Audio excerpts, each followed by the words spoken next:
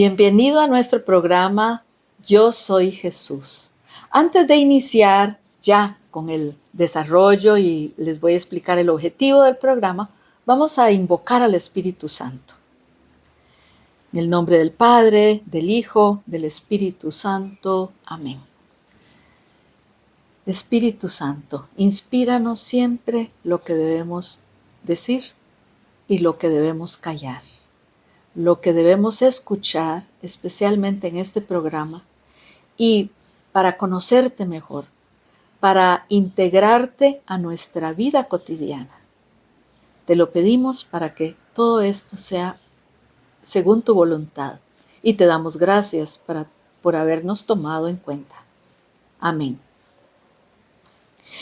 El programa se llama Yo Soy Jesús. Les parecerá tal vez algo extraño, pero es muy importante porque va de acuerdo, en armonía con nuestro objetivo.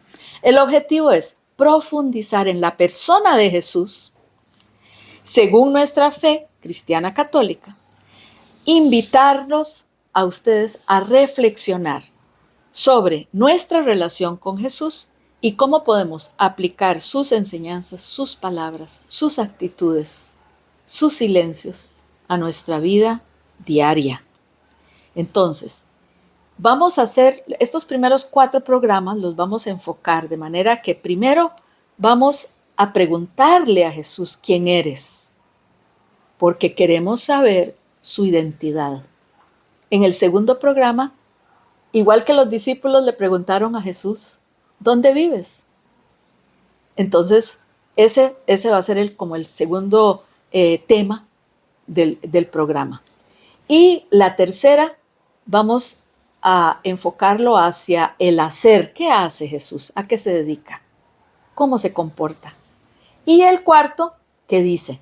Esto es con la idea de dar como un vuelo de pájaro, vamos a ir conociendo la persona de Jesús. Yo sé que todos tenemos una imagen mental, una imagen de Jesús, pero que tal vez lo consideramos como fuera de nuestra vida, y no es así.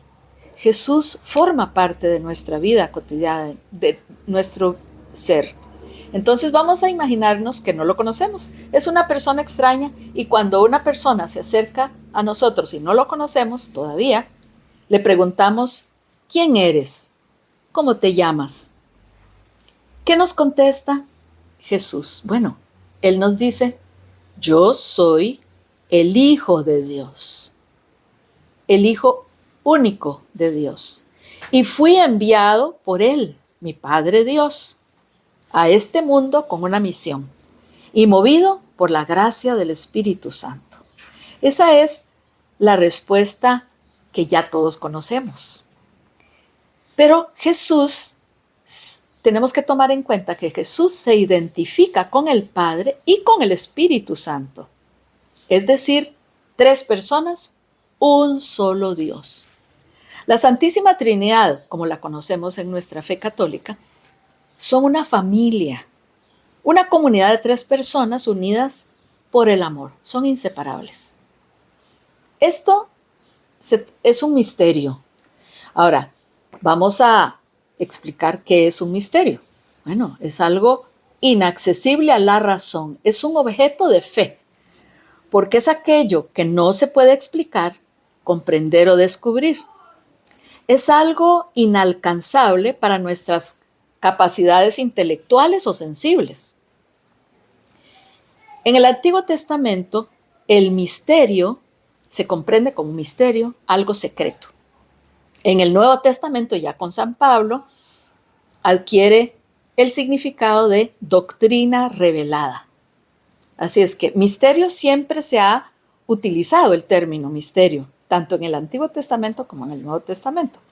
El misterio de la Trinidad es una verdad de fe, que sabemos, que lo aceptamos por fe, pero que no comprendemos, ni vamos a llegar a comprenderla. Es difícil, es algo difícil de explicar y de comprender a la vez. Hoy los fieles cristianos somos los dispensadores, divulgadores de los misterios de Dios, si lo enfocamos desde nuestra misión. Muy bien, entonces Jesús se está identificando ante nosotros como una de las personas de la Santísima Trinidad, la segunda persona. En Marcos 1, 10 al 11, en ese pasaje tan hermoso del bautismo de Jesús, escuchamos la voz que viene del cielo. ¿Qué dice la voz de Dios? Tú eres mi hijo predilecto. En Mateo, capítulo 28, versículo 19, cuando Jesús envía a sus discípulos, el envío antes de la ascensión, les dice, bautícenlos en el nombre del Padre, del Hijo y del Espíritu Santo. Él mismo, ¿verdad? Se está citando ahí dentro de la Santísima Trinidad. Entonces es una verdad de fe en Mateo 28, 19. San Pablo, en la primera carta a los Corintios, capítulo 4, versículo 1, habla de que somos los administradores, él, incluyéndose él, administradores de los secretos de Dios. Ahí estamos citando misterio como secreto, ¿verdad? Y según San Pablo, la palabra misterio indica el proyecto que Dios quiere realizar por Cristo. Este misterio, dado a conocer en Cristo, debe ser anunciado. No explicado, porque no es una verdad científica, no es una verdad de nuestra realidad material. Es por eso que no le vamos a dar una explicación a las personas, sino que lo vamos a anunciar. Recordemos que Dios forma parte de una realidad intrascendente y nosotros somos de una realidad trascendente, ¿verdad? Él es de una realidad divina en otro ámbito y nosotros estamos limitados por el tiempo y el lugar. Tiempo y lugar. Esos son los ejes de nuestra vida, el tiempo y el lugar. Somos seres históricos. Entonces, cuando Jesús viene y se anuncia como Hijo de Dios, a nosotros, tanto a sus contemporáneos como a nosotros, nos cuesta un poco comprenderlo. Lo aceptamos por fe nosotros, que ya tenemos la experiencia del Jesús resucitado. Muy bien. Cuando entonces, esto fue como una digresión, digámoslo así, una nota de pie de página. Cuando le preguntamos a la persona que se acerca a nosotros, no solo quién eres, sino también le preguntamos, ¿y cuál es tu nombre? ¿Y cuáles son tus apellidos? Bueno, analicemos un poco esta realidad. Es interesante, porque Jesús es su nombre propio. Él mismo dice, yo soy Jesús. Así le hemos puesto a este programa, porque tiene el objetivo de conocer, profundizar en la persona de Jesús y hacerlo una realidad en nuestra vida. En Lucas capítulo 1, versículo 30, cuando el ángel le anuncia a María que va a ser madre, le dice, le pondrás por nombre Jesús. Ahora bien, en hebreo, Jesús o Yeshua significa Dios salva. Entonces, qué interesante, Dios salva, quiere decir Jesús. O sea que el nombre de Dios está en la persona de Jesús. El nombre expresa, en esa cultura hebrea, expresa en nuestra cultura también muchas veces a la vez su identidad y su misión. En Jesús, Dios retoma toda la historia de la salvación en favor de los seres humanos. Es interesante porque a Jesús lo critican mucho los que no lo quieren o no lo aceptan, como los fariseos, los escribas, los eruditos de su época, ¿verdad? Y esto lo vemos en el segundo capítulo de Marcos, versículo 7. Recordamos aquel pasaje tan hermoso en cuando llega un paralítico llevado por 4 amigos y como no encuentran cómo entrar a esa casa, porque estaba, digamos, lleno de personas, lo abren un boquete, digámoslo así, en el techo y lo bajan por el techo. Entonces, ¿qué es lo que Jesús hace antes de curarlo? le perdona sus pecados, ¿verdad? Dice, tus pecados son perdonados. Entonces, ¿qué piensan los que están ahí y lo critican, ¿verdad? Los escribas, los que conocen la palabra de Dios y lo estudian? Lo acusan de blasfemia, porque según ellos, solo Dios puede perdonar. Y claro, como no aceptan a Jesús como hijo de Dios, como enviado por Dios, entonces, claro, lo tildan de blasfemo. Bueno, pero no solo lo conocemos como Jesús, sino también como Cristo. Cristo es un término del griego, una traducción del griego, que quiere decir ungido. Entonces aquí tenemos la dimensión divina del nombre de Jesús, porque solo a reyes, a sacerdotes y a profetas en las culturas antiguas se les ungía. Entonces, Cristo, ya el nombre Cristo ya lo está identificando como el ungido de Dios. Y lo conocemos y muchos de nosotros lo llamamos Jesucristo. Es Jesús y Cristo, ¿verdad? Es la contracción de ambos nombres. Jesús, parte humana, Cristo, divinidad. También lo podemos encontrar en San Pablo y en nuestra cultura también como Cristo Jesús. En inglés así se le dice, Cristo Jesús.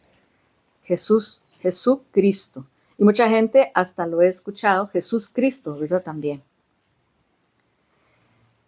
¿Qué importancia puede tener el nombre de Jesús? Es muy importante. Y vamos a ir analizando también otros nombres, porque no está solo Jesús, Cristo y Jesucristo.